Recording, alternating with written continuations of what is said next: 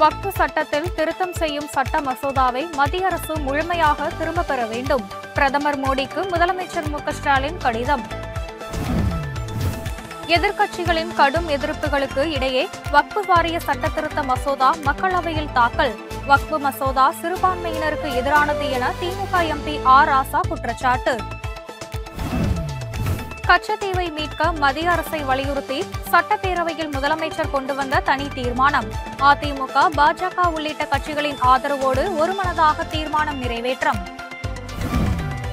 பிரதமர் இலங்கைக்கு செல்வதாலேயே கச்சத்தீவு தீர்மானம் சட்டப்பேரவையில் நிறைவேற்றம். எடப்பாடி பழனிசாமிக்கு அமைச்சர் ரகுபதி பதில். மதுரையில் நடைபெற்று வரும் மார்க்சிஸ்ட் கம்யூனிஸ்ட் கட்சியின் 24வது அகில இந்திய மாநாடு. கேரள முதல்வர் பிரகாஷ் உள்ளிட்டோர் பங்கேற்பு. கரூரில் அடுத்த மாதம் 1ஆம் தேதி இசைஞானி இளையராஜாவின் நேரடி இன்னிசை நிகழ்ச்சி. மாற்றுத்திறனாளிகளுக்கு இலவச டிக்கெட், ஓட்டுநர்களுக்கு சிறப்பு சலுகை. கோவை, நீலகிரி உள்ளிட்ட பல்வேறு மாவட்டங்களில் வரும் 5ஆம் தேதி வரை கனமழைக்கு வாய்ப்பு. சென்னையில் மிதமான மழை பெய்யக்கூடும் என்று வானிலை ஆய்வு மையம் தகவல். இனி தொடர்வது விரிவான செய்திகள். மத்திய அரசின் வக்ஃப் சட்டத்திருத்த மசோதா சிறுபான்மையினருக்கு எதிரானது என நாடாளுமன்றத்தில் திமுக எம்பி ஆர். ராசா குற்றம் சாட்டியுள்ளார். எதிர்க்கட்சிகளின் கடும் எதிர்ப்புகளுக்கு இடையே வக்ஃப் வாரிய சட்டத்திருத்த மசோதாவை நாடாளுமன்ற மக்களவையில் மத்திய சட்டத்துறை அமைச்சர் கிரண் ரிஜிஜு நேற்று தாக்கல் செய்தார்.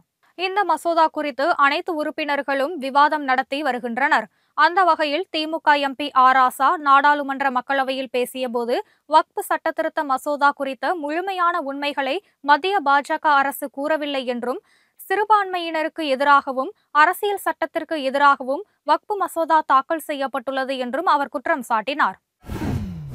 பிரதமர் மோடி இலங்கைக்கு சுற்றுப்பயணம் செல்ல இருப்பதாலேயே கச்சத்தீவு தீர்மானம் சட்டப்பேரவையில் நிறைவேற்றப்பட்டது என அமைச்சர் ரகுபதி எடப்பாடி பழனிசாமிக்கு பதிலளித்துள்ளார். கச்சத்தீவை மீட்க அதிமுக அரசு என்ன நடவடிக்கை எடுத்தது என்று அமைச்சர் ரகுபதி கேள்வி எழுப்பியுள்ளார்.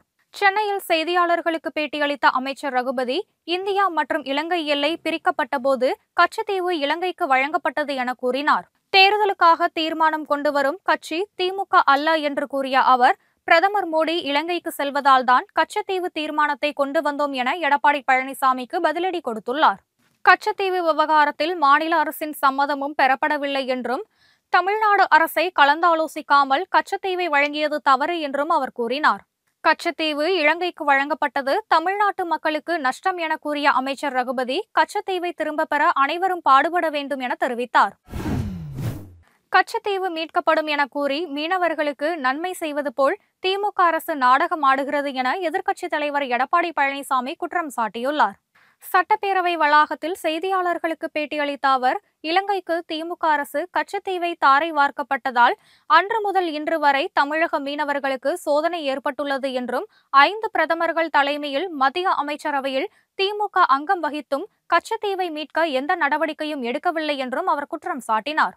தேர்தல் நெருங்குவதையொட்டி மீனவர்களுக்கு நன்மை செய்வது போல் திமுக அரசு நாடகம் ஆடுகிறது என்று விமர்சித்த எடப்பாடி பழனிசாமி, கடந்த 4 ஆண்டுகளாக அமைதியாக இருந்துவிட்டு சட்டமன்ற தேர்தல் வருவதால்தான் கச்சத்தீவு மீட்பு தீர்மானம் கொண்டு வந்துள்ளார்கள் என்று குற்றம் சாட்டினார். நாடாளுமன்றத்தில் திமுகவை சேர்ந்த 39 எம்பிக்களும் சேர்ந்து கச்சத்தீவு விவகாரம் குறித்து அழுத்தம் தரவில்லை என்றும் எடப்பாடி பழனிசாமி குற்றம் சாட்டினார். 1995ஆம் ஆண்டு வக்ஃப் சட்டத்தில் உத்தேச திருத்தம் செய்யும் சட்ட மசோதாவை முழுமையாக மத்திய அரசு திரும்பப் பெற வேண்டும் என வலியுறுத்தி பிரதமர் மோடிக்கு முதலமைச்சர் ஸ்டாலின் கடிதம் எழுதியுள்ளார். இதுகுறித்து பிரதமருக்கு முதலமைச்சர் ஸ்டாலின் எழுதியுள்ள கடிதத்தில், வக்ஃப் சட்டம் 1995இல் முன்மொழியப்பட்டுள்ள திருத்தங்கள் சிறுபான்மையினருக்கு அரசமைப்பு சட்டத்தில் வழங்கப்பட்டுள்ள பாதுகாப்பை கருத்தில் கொள்ளாததுடன் முஸ்லிம் சமூகத்தின் நலனுக்கு கடுமையான பாதிப்புகளை விளைவிப்பதாக இருக்கிறது என்றும் அவர் குறிப்பிட்டுள்ளார். வக்ஃப் வாரிய சட்டத்தில் பல்வேறு பிரிவுகளில் முன்மொழியப்பட்டுள்ள பெரிய அளவிலான திருத்தங்கள் அச்சட்டத்தின் நோக்கத்தையே நீர்த்துப்போக செய்துவிடும் என்றும் அவர் குறிப்பிட்டுள்ளார்.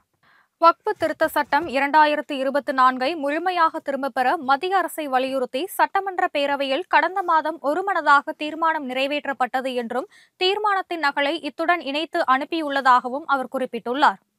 சிறுபான்மை முஸ்லிம் மக்களின் நலன்களை பாதுகாப்பதிலும் வக்ஃப் அமைப்புகளை பாதுகாப்பதிலும் தாங்கள் தனிப்பட்ட முறையில் கவனம் செலுத்துமாறு பிரதமருக்கு எழுதியுள்ள கடிதத்தில் முதலமைச்சர் கேட்டுக் கொண்டுள்ளார். கச்சத்தீவை மீட்க கோரி முதலமைச்சர் ஸ்டாலின் முன்மொழிந்த தீர்மானம் தமிழக சட்டப்பேரவையில் அனைத்து கட்சிகளின் ஆதரவுடன் ஒருமனதாக நிறைவேறியது. தமிழக மீனவர்கள் சந்திக்கும் எல்லா பிரச்சினைகளுக்கும் கச்சத்தீவை மீட்பதை நிரந்தர தீர்வாக அமையும் என்ற அடிப்படையில் அதனை மீட்க மத்திய அரசை வலியுறுத்தி சட்டப்பேரவையில் முதலமைச்சர் ஸ்டாலின் தனி தீர்மானத்தை கொண்டு வந்தார். பிரதான எதிர்க்கட்சிகளான அதிமுக, பாஜக உள்ளிட்ட கட்சிகளும் இதற்கு ஆதரவு தெரிவித்தன. தீர்மானத்தின் மீதான விவாதத்திற்கு பின்னர் கச்சத்தீவை மீட்க கோரி கொண்டுவரப்பட்ட தீர்மானம் சட்டப்பேரவையில் ஒருமனதாக நிறைவேற்றப்பட்டது. இந்த தீர்மானம் மத்திய அரசுக்கு உடனே அனுப்பி வைக்கப்பட்டது. தேர்தல் நேரத்தில் மட்டும் கச்சத்தீவை மீட்போம் என்று கூறி திமுக அரசு நடத்தும் கபட நாடகத்தை தமிழக மக்கள் இனியும் நம்ப மாட்டார்கள் என பாஜக மாநில தலைவர் அண்ணாமலை விமர்சித்துள்ளார்.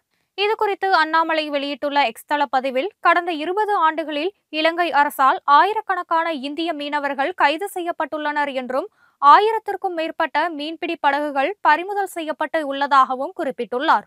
கடந்த 1974ஆம் ஆண்டு தமிழக முதலமைச்சராக இருந்த கருணாநிதி மத்தியில் ஆட்சியில் இருந்த காங்கிரசுடன் சேர்ந்து கச்சத்தீவு மீதான உரிமையை விட்டுக் கொடுத்ததுதான் இதற்கு காரணம் என்றும் அவர் குற்றம் சாட்டியுள்ளார். கடந்த 40 ஆண்டுகளில் மத்திய அமைச்சரவையில் பங்கு வகித்த போது கச்சத்தீவை மீட்க திமுக என்ன நடவடிக்கை எடுத்தது என அவர் வினவியுள்ளார். தேர்தல் நேரத்தில் மட்டும் கச்சத்தீவை மீட்போம் என்று கபட நாடகம் ஆடும் முதலமைச்சர் ஸ்டாலினையோ திமுக மற்றும் காங்கிரஸ் கூட்டணியையோ பொதுமக்கள் நம்பப்போவதில்லை என்றும் அண்ணாமலை தெரிவித்துள்ளார். மார்க்சிஸ்ட் கம்யூனிஸ்ட் கட்சியின் 24வது அகில இந்திய மாநாடு மதுரையில் தொடங்கி நடைபெற்று வருகிறது. அக்கட்சியின் மூத்த தலைவர்களில் ஒருவரான மேற்கு வங்க மாநிலத்தின் பிபன் பாசு கொடியேற்றி மாநாட்டை தொடங்கி வைத்தார். வரும் 6ஆம் தேதி வரை மாநாடு தொடர்ந்து நடைபெறுகிறது. மார்க்சிஸ்ட் கம்யூனிஸ்ட் கட்சியின் ஒருங்கிணைப்பாளரும் அரசியல் தலைமைக்குழு உறுப்பினருமான பிரகாஷ், கேரள முதல்வர் விஜயன் உள்ளிட்டோர் இந்த மாநாட்டில் பங்கேற்று உள்ளனர். தொகுதி மறுசீரமைப்புக்கு எதிர்ப்பு உள்ளிட்ட பல்வேறு தீர்மானங்கள் இந்த மாநாட்டில் நிறைவேற்றப்பட உள்ளன. மாநாட்டில் பேசிய பிரகாஷ் கரத், பிரதமர் மோடியும் மத்திய பாஜக அரசும் அமெரிக்க ஏகாதிபத்தியத்துடன் நெருக்கமாக இணைந்து இந்துத்துவா மற்றும் கார்ப்பரேட் உறவை பிரதிநிதித்துவப்படுத்துகிறார்கள் என குற்றம் சாட்டினார். இவர்களை அனைவரும் போராடி தோற்கடிக்க வேண்டும் என அவர் வலியுறுத்தினார். சென்னை அண்ணா சாலையில் உள்ள ஒரு பிரபல உணவகத்தில் உணவருந்திய 10க்கும் மேற்பட்டோர் உடல்நலம் பாதிக்கப்பட்டதால் அங்கு உணவு பாதுகாப்பு அதிகாரிகள் சோதனை நடத்தினர். சோதனைக்கு பிறகு அந்த உணவகத்திற்கு சீல் வைக்கப்பட்டது. கடந்த சில தினங்களுக்கு முன் இங்கு உணவருந்திய 10க்கும் மேற்பட்டோருக்கு வாந்தி மற்றும் மயக்கம் ஏற்பட்டதால் அவர்கள் அரசு மற்றும் தனியார் மருத்துவமனையில் அனுமதிக்கப்பட்டனர். இது பரபரப்பை ஏற்படுத்தியது. இதுகுறித்த புகாரின் பேரில் சம்பந்தப்பட்ட ஹோட்டலில் உணவு பாதுகாப்புத்துறை அதிகாரிகள் சோதனை நடத்தினர். சோதனையில் கெட்டுப்போன உணவுப் பொருட்களை விற்பனை செய்தது கண்டுபிடிக்கப்பட்டதால் அந்த ஹோட்டலுக்கு அதிகாரிகள் சீல் வைத்தனர். கரூரில் இசைஞானி இளையராஜா நடத்தும் இசை நிகழ்ச்சியில் பங்கேற்க மாற்றுத்திறனாளிகளுக்கு இலவசமாக டிக்கெட்டும் ஓட்டுநர்களுக்கு சலுகையும் அளிக்கப்பட்டுள்ளது. கரூரில் அடுத்த மாதம் 1ஆம் தேதி இசைஞானி இளையராஜாவின் ராஜாவின் இசை ராஜாங்கம் என்ற நேரடி இன்னிசை நிகழ்ச்சி நடைபெறுகிறது. இதற்காக கரூர் தேசிய நெடுஞ்சாலை கோடங்கிப்பட்டி அருகே சுமார் 25 ஏக்கர் பரப்பளவில் 35,000 பேர் அமர்ந்து பார்க்கக்கூடிய வகையில் மிகப்பெரிய அரங்குகள் அமைக்கப்பட உள்ளன. இந்த இன்னிசை நிகழ்ச்சியில் மனோ, ஸ்வேதா மோகன் உள்ளிட்ட 10க்கும் மேற்பட்ட திரைப்பட பின்னணி பாடகர்களும் 100 இன்னிசை குழுவினரும் கலந்து கொள்ள உள்ளனர். இந்த நிகழ்ச்சிக்கான டிக்கெட் விலை 500 ரூபாய் முதல் ஆன்லைன் மூலம் விற்பனை செய்யப்பட்டு வருகிறது. தற்போது வரை 8000த்திற்கும் மேலான டிக்கெட்டுகள் விற்பனை செய்யப்பட்டுள்ளது. தென்காசி மாவட்டத்திற்கு வரும் 7 மற்றும் 11 ஆகிய 2 நாட்கள் உள்ளூர் விடுமுறை அறிவித்து மாவட்ட ஆட்சியர் கமல் கிஷோர் உத்தரவிட்டுள்ளார். இதுகுறித்து அவர் வெளியிட்டுள்ள அறிக்கையில், தென்காசி மாவட்டம் காசி விஸ்வநாத சுவாமி கோயில் குடமுழுக்கு விழா வரும் 7ஆம் தேதியும் பங்குனி உத்திர திருவிழா 11ஆம் தேதியும் நடைபெற உள்ளது என குறிப்பிடப்பட்டுள்ளது. இந்த 2 நாட்கள் தென்காசி மாவட்டத்திற்கு பள்ளி கல்லூரிகளை தவிர அனைத்து மாநில அரசு அலுவலகங்களுக்கும் நிறுவனங்களுக்கும் உள்ளூர் விடுமுறை நாட்களாக அறிவித்து ஆணையிடப்பட்டுள்ளதாக குறிப்பிடப்பட்டுள்ளது. இதனை சரி செய்யும் வகையில் வரும் 26 மற்றும் அடுத்த மாதம் 3ஆம் தேதி ஆகிய 2 சனிக்கிழமைகளிலும் தென்காசி மாவட்டத்திற்கு வேலை நாட்கள் அறிவிக்கப்படுவதாக கூறப்பட்டுள்ளது. கோவை, நீலகிரி உள்ளிட்ட மாவட்டங்களில் வரும் 5ஆம் தேதி வரை கனமழை பெய்ய வாய்ப்புள்ளதாக வானிலை ஆய்வு மையம் தெரிவித்துள்ளது. இதுகுறித்து சென்னை வானிலை ஆய்வு மையம் வெளியிட்டுள்ள செய்திக்குறிப்பில், குமரிக்கடல் மற்றும் லட்சத்தீவு பகுதிகளில் வளிமண்டல கீழடுக்கு சுழற்சி நிலவி வருவதால் தமிழகத்தில் இன்று முதல் வரும் 5ஆம் தேதி வரை கனமழைக்கு வாய்ப்பு உள்ளதாக கூறப்பட்டுள்ளது. நீலகிரி, கோவை, திருப்பூர், ஈரோடு, தேனி, திண்டுக்கல், மதுரை, விருதுநகர், சிவகங்கை, தென்காசி, நெல்லை, கன்னியாகுமரி உள்ளிட்ட 12 மாவட்டங்களில் இன்று கனமழைக்கு வாய்ப்பு உள்ளதாக கூறப்பட்டுள்ளது. நாளை கோவை, திருப்பூர் உள்ளிட்ட 13 மாவட்டங்களுக்கும், நாளை மறுநாள் கோவை, நீலகிரி, ஈரோடு, தேனி, திண்டுக்கல், தென்காசி, கிருஷ்ணகிரி, தருமபுரி, சேலம் உள்ளிட்ட 9 மாவட்டங்களுக்கும் கனமழைக்கு வாய்ப்பு உள்ளதாக கூறப்பட்டுள்ளது.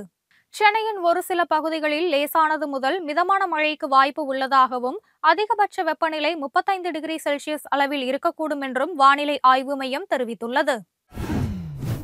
இத்துடன் இந்த செய்திகள் நிறைவடைகின்றன. செய்திகளை உடனுக்குடன் தெரிந்து கொள்ள இணைந்திருங்கள் ஆதனுடன்.